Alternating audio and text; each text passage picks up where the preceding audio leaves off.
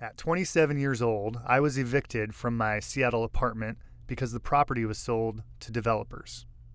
Trying to take the eviction as an opportunity, I sold 90% of my belongings and hoped to fulfill my long-held dream of buying a sailboat to live on. I'd been working on other people's boats my entire adult life, first in the Navy and then as a detailer on wealthy people's yachts. I wanted to set out on my own and become my own captain. The search for a boat that I could afford wasn't easy. After a few dead ends, a 27-foot boat with no name piqued my interest. It needed work, but for a 1975 Catalina sailboat, it was in fantastic shape. My boatyard boss, Jim, who taught me everything I knew about sailboats, came with me to the survey. He said it was unlikely that I'd find anything better with my budget. The boat was a donation to a nonprofit, so they were quick to make a deal. With all the cash I had in the bank, I wrote a check, signed the papers, and Jim and I motored away. It was surprisingly simple.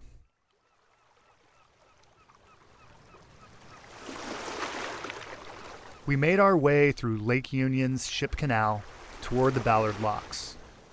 As the waters of the canal receded in luminous green and blue whirlpools, the foaming mouths of the lock's verdigris-covered gates opened.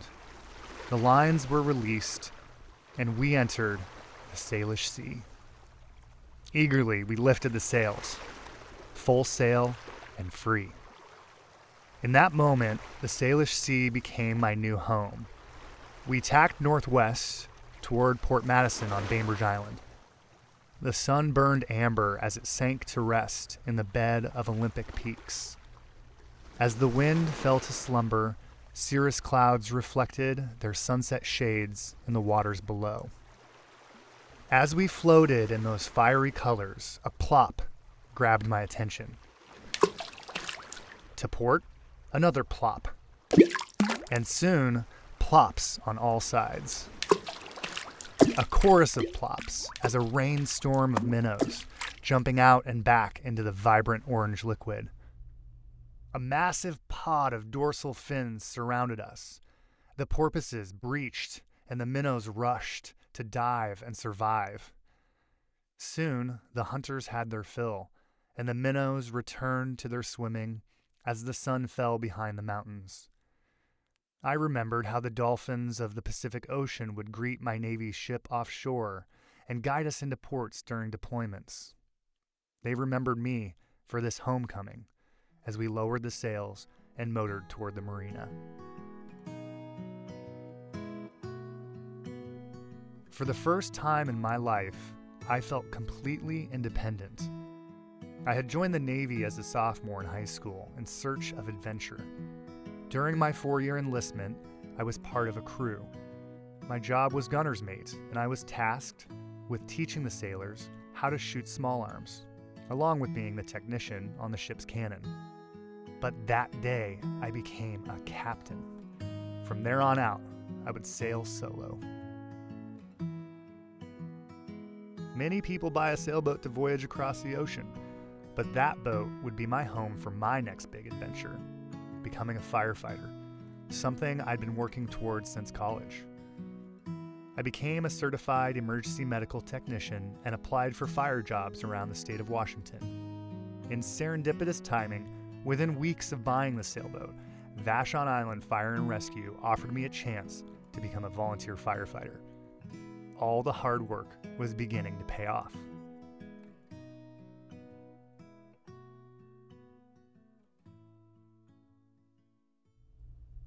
My big question at the start of my life as a volunteer firefighter was whether it was safe for me to be an openly gay man in the fire industry. As a child, I'd been taught that being gay was an abomination. I moved through the world with self-loathing, my tall frame lowered into a posture of submissiveness. On the first naval ship that I lived on, I had to fit myself into other small boxes. I was lucky enough to get to the top rack in a narrow alley that consisted of bunk beds stacked 3 high. I would lay awake at night, listening to the 59 snoring men and waves crashing against the hull. I knew I wasn't safe. I'd come out as gay under the don't ask, don't tell policy, and my days were numbered. The weight of that injustice was written into my body. The hunched forward posture I had grown up with was now weighed down by the very real danger I found myself in. The doctrine I had been taught as a child, that there was no place for people like me, was now proven, written into law, and threatened my present and my future. I carried that posture as a new volunteer, walking around with deference, lowering myself as I had learned to do in attempts to blend in. I became aware of the thoughts that preceded the pain in my shoulders, realizing that when I entered the firehouse, this posture was exaggerated. The rigging of my body had been hunched forward for decades, bowing to the pressures placed upon me. This was my body talking to me. As I sailed in my off hours, I began to observe how my posture had carried over into my relationship with the boat. My boat's interior resembled a submarine that tapered into points at both ends. Since I'm 6 foot 3 inches tall, I was barely big enough to fit inside the cabin below. The only place I could stand up straight was in the entryway. When I stood at the sink to do dishes, I had to squat down, and when I climbed into the V-berth to go to sleep, I had to squeeze myself into a 3 foot by 3 foot opening to crawl into bed. But when I was sailing above decks, I felt for the first time what it was like to stand tall.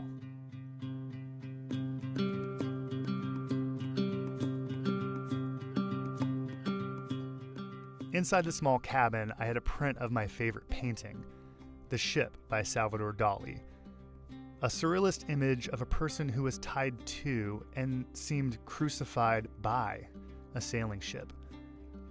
It was attached to their back with nearly 24 sails, and this ship person merged into the crashing waves behind them. A friend had shared it with me when we were teenagers, and it stuck.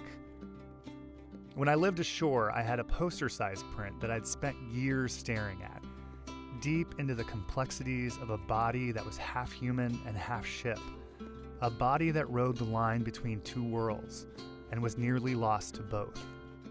Now, on my own ship, the painting took on a whole new meaning. The more I learned how to take care of the vessel, the more I understood that I needed to take care of myself.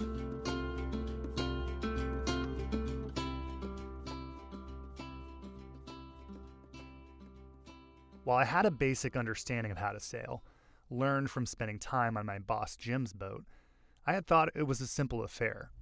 While I could operate the boat in smooth winds, it soon became apparent that I had a lot to learn if I wanted to keep the boat afloat during less favorable conditions.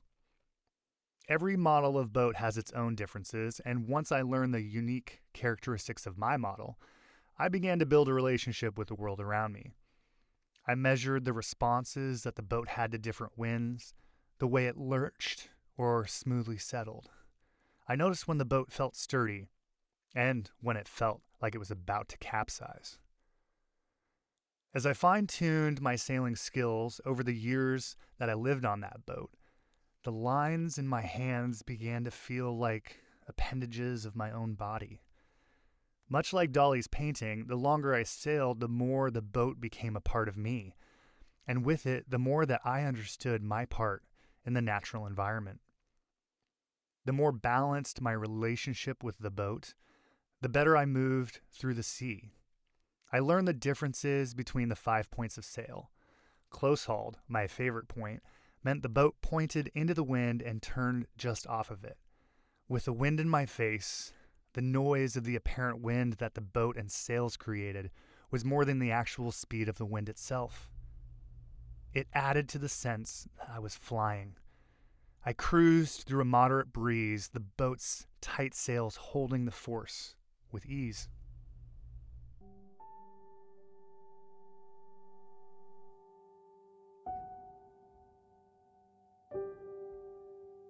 "2 years after I moved onto the boat, I got hired by the Seattle Fire Department. The elation of that dream come true was stained by the fear I carried of whether I could be openly myself. I had quietly managed to live as an openly gay volunteer firefighter, and while I had met other queer firefighters while I was there, most of them were women, not men. I anticipated my next chapter as sailing through rough water. What would happen when I walked into a fire station as a probationary firefighter and was open about who I was? While I was afraid to face that reality, I decided to be myself no matter what came my way. That decision gave me direction, but I still had a lot of water to sail through in order to get comfortable with my place in the world. It took constant attention to the wisdom of my body, constant adjustment and care.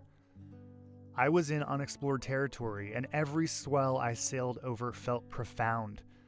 Every wind a headwind blinding my eyes, as if the seas of my life threatened to sink me if I made one mistake. But I tacked into the wind anyway, because on the horizon I saw the light of a dream within my reach. Living on a boat meant taking ownership of all of my needs, especially during firefighter drill school. It took me years to learn how to stand up straight in the world, to understand the role that self-talk has on my body. When experiences from my past arise, instead of receding into the hull of my boat, I now stand outside, at the helm. I lift the sails and trim them toward a better direction. If it weren't for living on that boat, I never could have stood tall as I took the firefighter's oath, the first openly gay fireman in the department to do so. When the fire chief asked us to choose someone from the crowd to pin our firefighter's badge, I pointed to my boyfriend and asked him to come up in front of the whole department and be visibly open to everyone there. My time on the boat gave me the tools I needed to unfurl and unknot the rigging of my trauma so that I could become the man I am today, a human capable of withstanding the storms of life, back straight and head held high, able to use the winds to fill the sails and voyage into uncharted territory.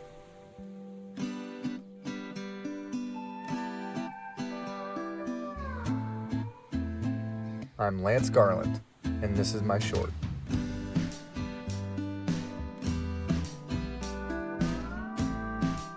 After the break, we're heading east to the Appalachian Trail for another short.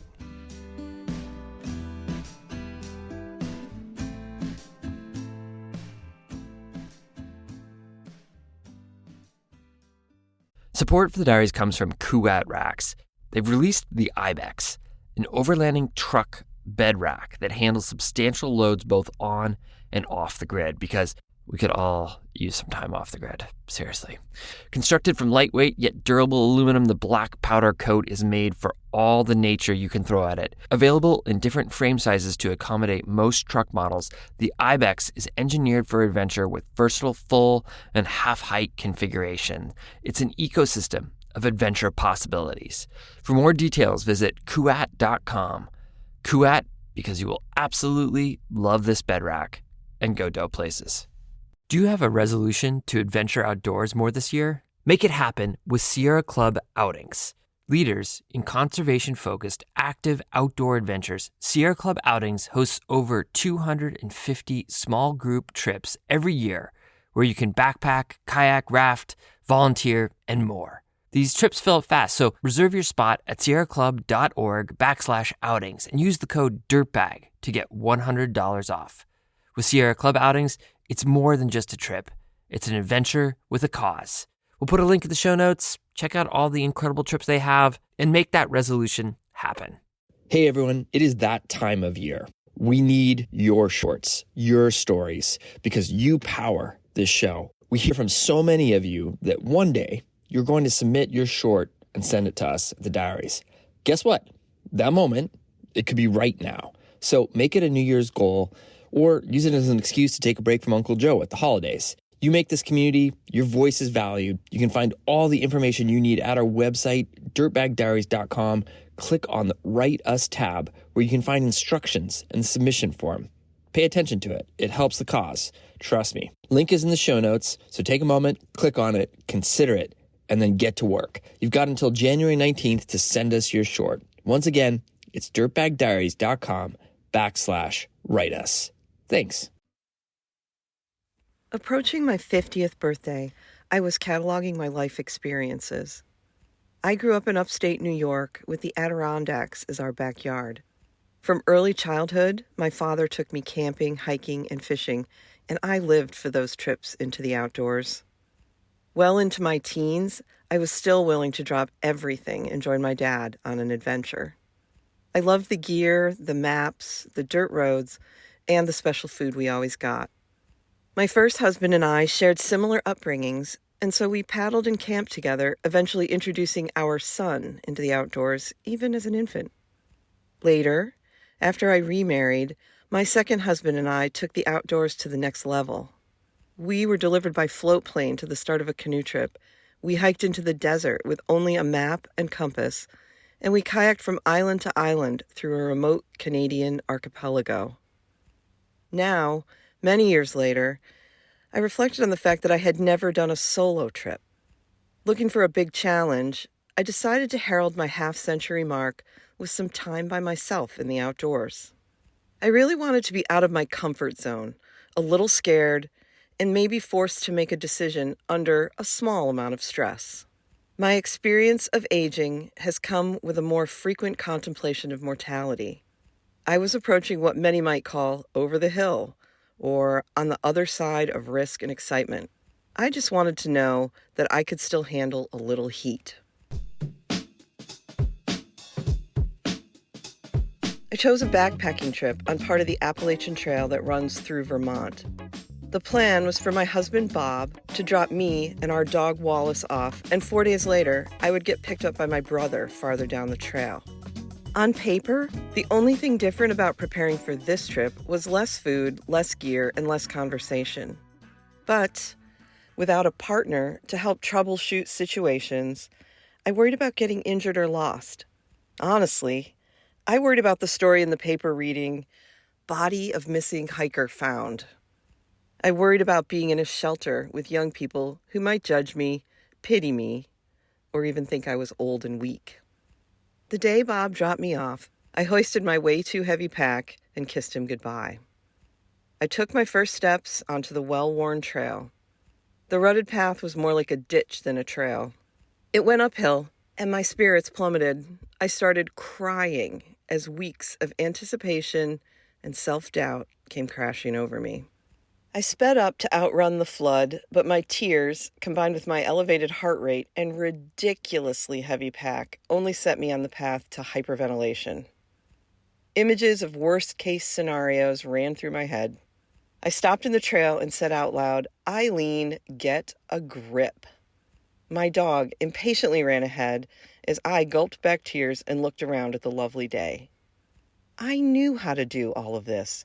Hike, camp, backpack, pump water, use my stove, set up my tent, and deal with all the toil of outdoor living.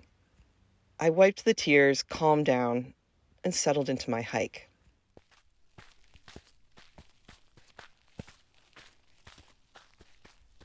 A few hours in, I ran into a group of 20-something thru hikers as I approached the summit of Stratton Mountain. I was charmed by their chatter and their friendly greetings. They all wore no-frills gear and carried an authentic vibrance and optimism. It was a gorgeous day, and they were taking turns climbing the summit fire tower to take in the view. Of course, I wanted to try, but I have to admit I was a little nervous. I set off with Wallace up the stairs. Now, Wallace was the epitome of bold and brave, except when it came to steps or bridges that he could see through. He dug his little claws into the wooden steps, flattened himself out, and started to shiver. The thru hikers cheerfully offered to hold him while I went up and took in the quintessential Vermont view. The vista of mountains, lush and velvety with their green summer foliage against the bright blue sky, was calming and worth the scary climb up the swaying fire tower. As I began hiking toward that evening's shelter, they passed me again, breezily patting Wallace and sending me heartfelt hellos. We all shared a large lean-to that night in a space filled with bunks and a big loft. To my surprise, I found that I had cell service. While I was glad to reach out and connect with Bob, it was not exactly the solitude I had been seeking. But on my first night, I was grateful for the security of a crowd and the reassurance of my husband's messages.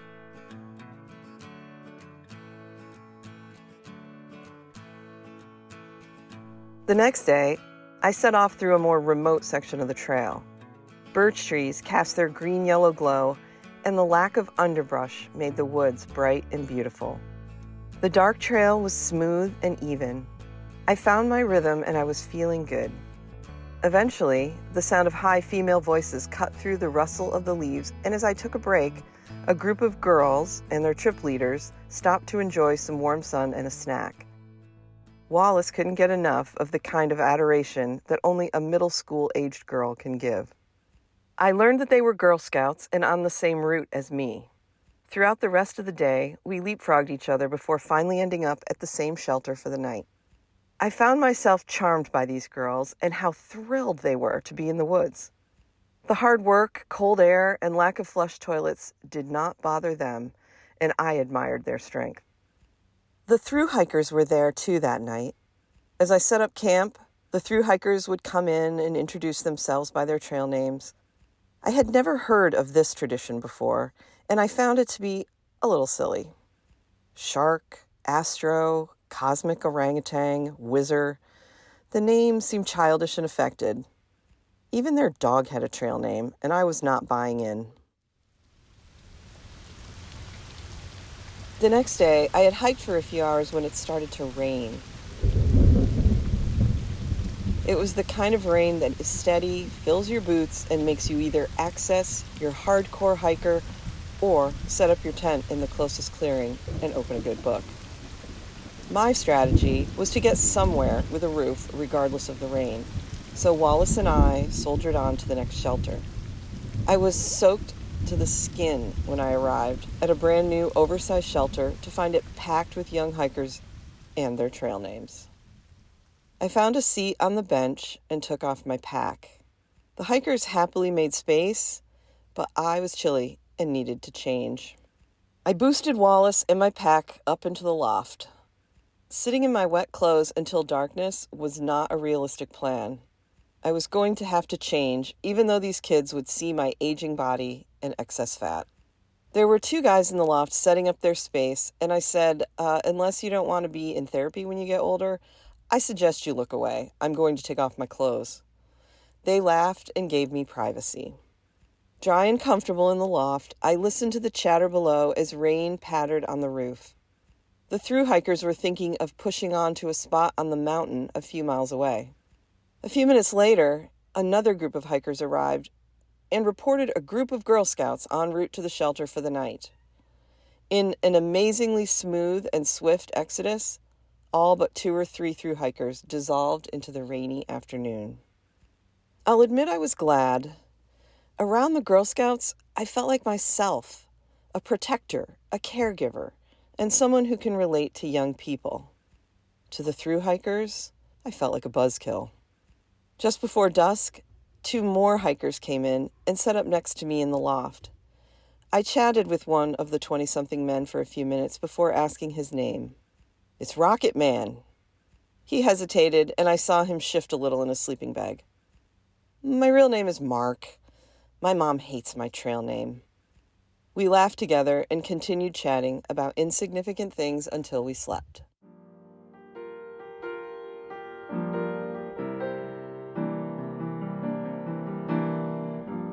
My last day of hiking was anticlimactic. I had had continuous cell service, so I didn't feel cut off from my husband. I shared the trail with the inspiring Girl Scouts.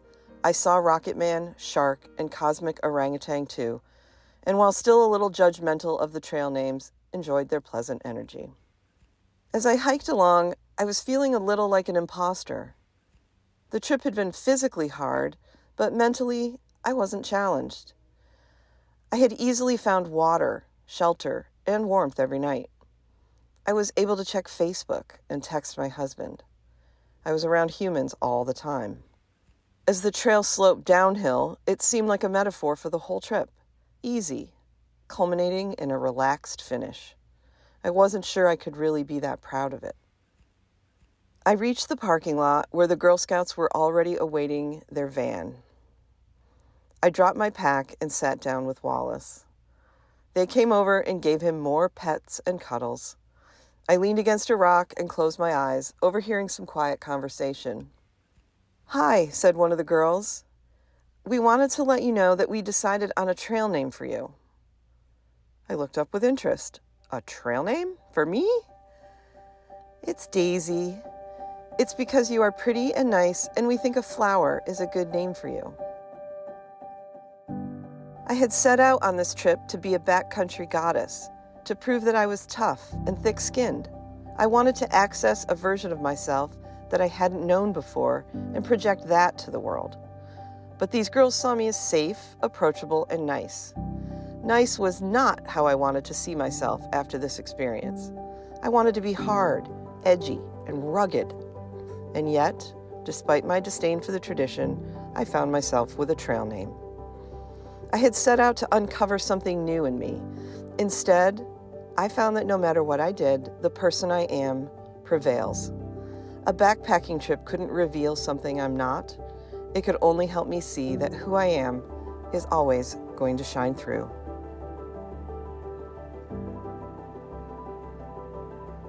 My name is Daisy, also known as Eileen Hall, and this is my short.